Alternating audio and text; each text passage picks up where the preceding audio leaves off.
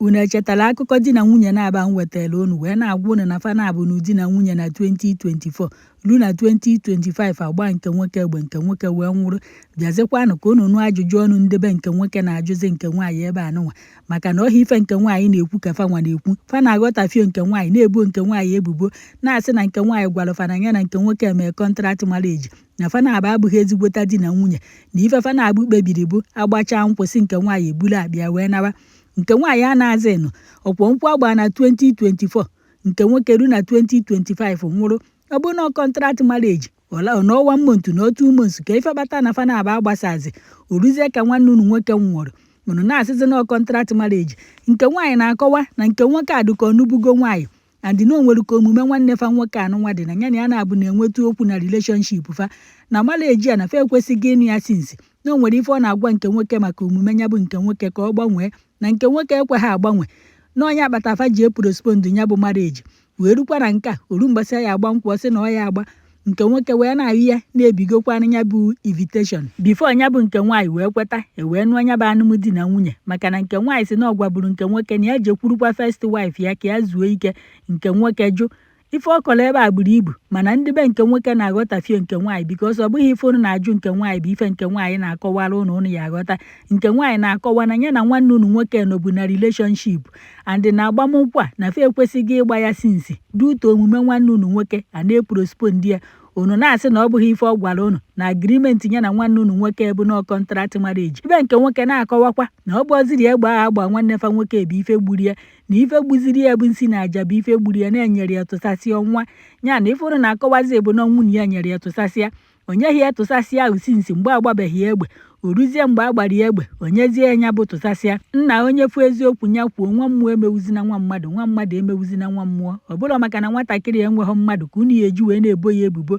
iche ịjụ mmadụ ajụjụ hapụ onye ahụ ka o kwuo okwu ọ bụrụ ịda amakwa ihe okwu n'ọnụ nọọsị na kọntraktị marriage gịnị ka a na-azọ ife nwa fasị na mbọsị nke nwoke nwụsị nke nwaanyị bịa bukọrọ fom buru oche si bukọrọ akwụkwọ dọkụmentị nke nwoke si buru moto si buru juusu ọ maka gịnịzi ka unu ji eme nwatakịrị ụdị ife anụnwa ife unu na-eme adịghị mma unu na-aghọtafio ife nwatakịrị a na-akọwara unu ọha akọwara unu na ya na nke nwoke mere agrimenti na anụcha na ya agbasa na emesịa ọ bụghị ife ọ na-akọwara unu ghọta na ife ọ na-akọwa ọfụma ọ bụrụ na unu chi ikpokọrọ prọpati n'ife nwa amaghị m na esteti ka mma asị dị ebe ahụ ka free station ka họteelụ kpokọrọ unu hapụ nwa mmadụ unu atụkwana ya nga ọ bụrụ na nwaanyị nke izizi nke nwoke anụnwa nụrụ na ọ mụtara nwa unu ewere nwayọọ ka erufe ife maleji bụ maleji o asfaras na fa na-aba agbasabeghị na ya bụ anụmdi na nwunye nke nwaanyị nwere right n'ife ọbụla gbasatakwalụ nke nwoke abịa n'ebe nke nwaanyị nọ nne o dokaghị ọsịsọ ịgbazi spidi ọka nkụ icheghị ka enyi ya digu ije kpokọrọ ife niile gbafere iburu moto bukọrọ dọkụmentị ya gbafere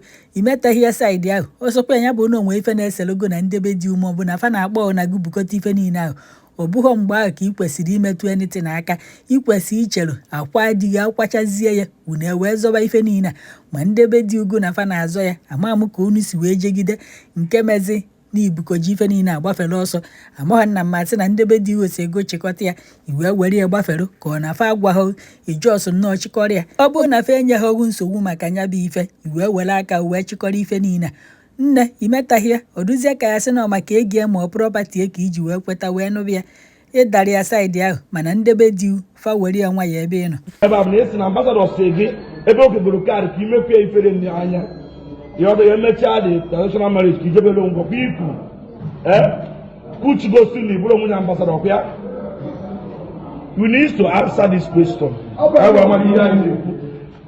onwe ihe nkwu na-abụrụ onye ikwuru gwa anyị ife ikwuru ebe a bụ na ị gwara ambasadọ na ị chọrọ ime ya ọkwa ife ikwu na-ewe itoolu na anyị na-eme rekọdị bịara ambasadọ wee gwa gị ka eme traditional marriage emecha gị gabara onwe gị ọkwa ya kuchi imegoro kuchi gosiri na n'ihu mere ya bụ ka imekwa ambasadọ ifere n'anya ọkwa ya kuchi gosiri na omenala Igbo na ibụrụ nwunye ambasadọ ọkwa ya wait na ahụ ebe isi na mmadụ si gị na ọ chọrọ ka o wepụ gị wait ikwuru ebe a na onye asị ka o wepụ gị ifere n'anya na onye nwa ka iji wee mie ka ifere a wee pụọ ya n'anya ọka ọ bụrụ ịgwara anyị now after the marriage na that hotel ka isi wee na otose na imego ihe unu kwuru na ịchọrọzi ọkwa ya is it not Over there. And he have agreement with me now. Now, here you and here men, you go to the book. Neburo ambassador, he just a contract. He married a traditional marriage. He got a logo. Is he not? I want to go, but he just make people the new. Now, after the very new, he got a zero. You know what about yeah? Eh? So go through now, Neburo ambassador. You need to answer this question. Take his wait. Take his Aburunia. Everything also be a man. You said already in this video. Before. Wait. So now I see no second difference here. No coaching anything. Because I'm just so many. I want to confirm something from you. If you ever an ambassador on the church area, do you know what you say? I don't hear this. The church area. Simple. Because of your name. Yes. So once you okay, can you to go your very chance? Okay. I may have this year get a back. Some back. No, it's very hard. I'm just some measure. And you said here, wait, I told me to go from. If you could ever ni could ever now. Yes, ambassador. Now, I'm a child. It's a marriage. You know what you said? And I'm going to go on. If I believe you, okay now. To also get you clear, was here for ambassador now? Let him be on record. Winter voice. Marriage just about the marriage. You take it back or because of his attitude, you may respond there. So comment the last chance and a match of the simple. Yeah. Okay.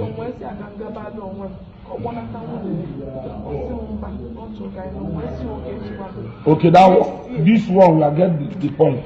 The point I am with now new crew, the foreign ambassador, and the again reach you, amateur international marriage, Nabaron Cornaba, Kuchi Mego.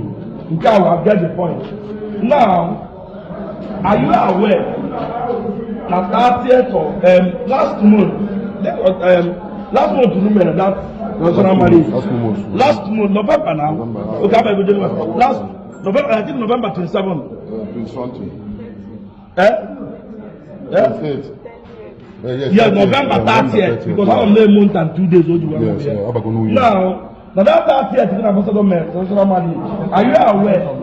Are you aware that the same night, you have ambassador of my hotel? Go from the hotel around 3 o'clock. Is it 2 or 4? It's 2. They went to Ghana. Then other people at the hotel around that 3. Are you aware? Now, you want to part of the same one again with a contract in the book.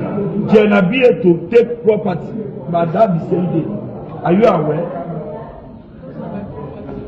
Your property, you have to tell the person, Nina, JP, with your own thing.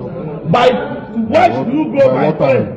Why should you go by 4 o'clock to carry property from that person? Get down get the phone. No.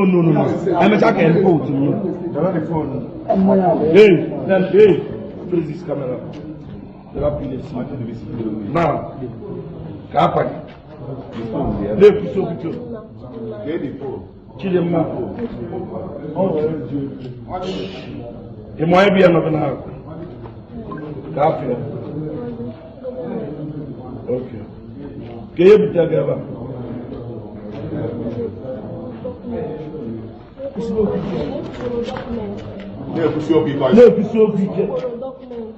Documents.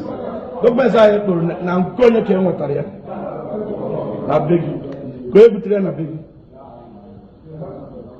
Go to the area.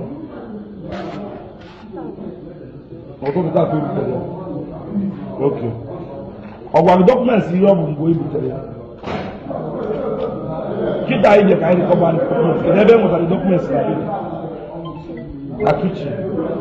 Okay. On when you also, what about a baby outside this document? Na kitchen, everybody like na kitchen. You endorse what the baby outside this document. Or not going to be a case we put them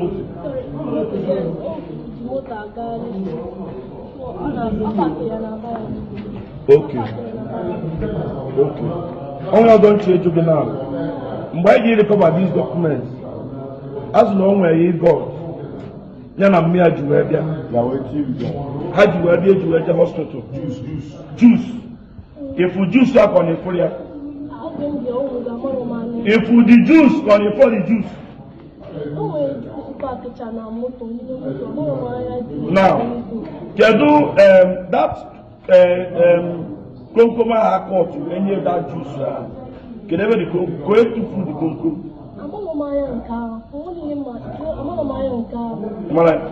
But it I believe that these documents, you are aware that your mother procedure about that juice.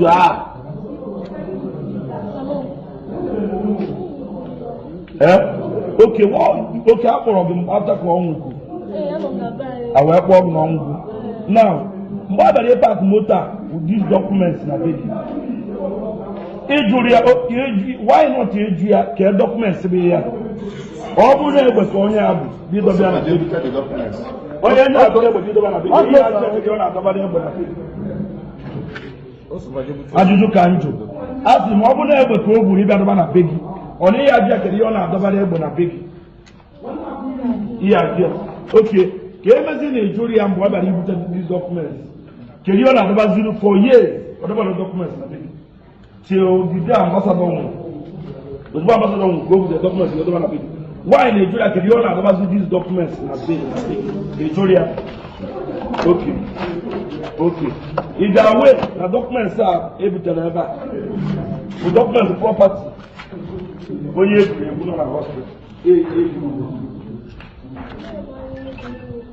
No, if you go convince him now.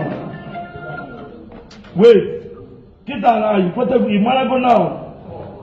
No, good about an ambassador, you know, points in Kenya. You dig away.